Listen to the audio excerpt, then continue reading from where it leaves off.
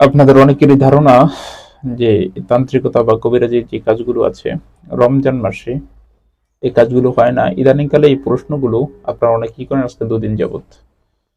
আসলে এটা একটা সম্পূর্ণ ভুল ধারণা। আজকের ভিডিওতে বিষয়টি আপনাদেরকে বুঝিয়ে বলার চেষ্টা করবো। আশা করি আপনারা শেষ পর্যন্ত ভিডিওটি দেখবেন এবং মনোযোগ দিয়ে কথাগুলো শুনবেন। আপনারা যে প্রশ্নগুলো আমাকে করেন প্রশ্নগুলোর উত্তর খুব সহজে আপনারা পেয়ে যাবেন। ভিডিওটি আপনাদের জন্য খুবই গুরুত্বপূর্ণ, খুবই দরকারি একটি ভিডিও। চলুন কথা না বাড়িয়ে আমরা ভিডিওর মেইন আলোচনায় আসতে পারি। ভিডিওটি শুরু করার আগে একটু কথা বলবো। আপনারা যদি নিয়মিত আমাদের এই গুরুত্বপূর্ণ ভিডিওগুলো পেতে চান তাহলে আমাদের চ্যানেলটিকে সাবস্ক্রাইব করে আমাদের সাথেই থাকুন।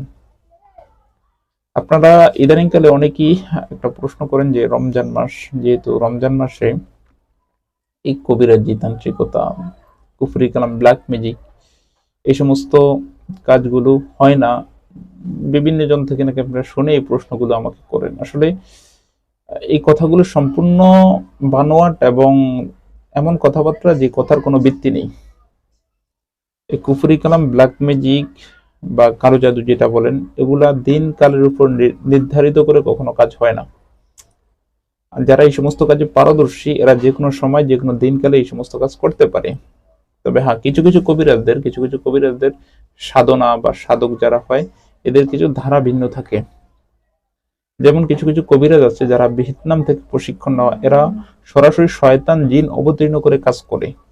খারাপ জিনগুলো যেহেতু রমজান মাসে বাধা থাকে, এই সমস্ত জিনগুলো নামে না।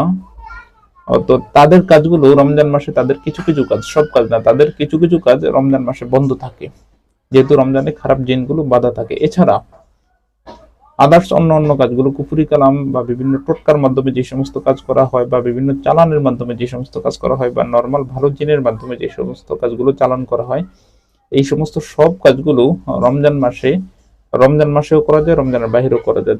তারা উল্টাপাল্টা বিভিন্ন কবিরাজদের বিভিন্ন কথা শুনে বিভ্রান্ত হচ্ছেন। এই সমস্ত বিভ্রান্ত হওয়ার থেকে আপনারা দূরে থাকবেন এবং নিজেরা সতর্কতা অবলম্বন করে চলবেন। বিশেষ করে যাকেই কাজ দেন না কেন, যার হাতেই আপনারা কাজ দেন না কেন, খুব বুঝে শুনে কাজ দেওয়ার চেষ্টা করবেন। একটা কথা, আপনি যে লোকটার সাথে আপনি কথা বলবেন, সে যে কবিরাজ দাবি করলেও তার সাথে কথা বললেই আপনি অনেক কিছু অনুভব করতে পারবেন। কারণ লোকটার যে পেশারই হোক না কেন, এখন তো আর মানুষ আর একেবারে মূর্খ না।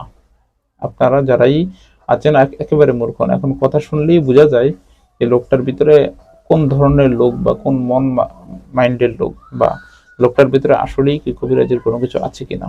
এই বিষয়গুলো এখন মানুষের সাথে কথা বললে কিছুটা অনুভব করার কথা। সুতরাং যাকেই কাজ দেন এই সমস্ত ভুল বাল কথা বা এই সমস্ত বিভ্রান্তমূলক কথার ভিতরে মনোযোগ না দিয়ে অরিজিনাল যারা কবিরাজ এদেরকে কাজ দেওয়ার চেষ্টা করেন।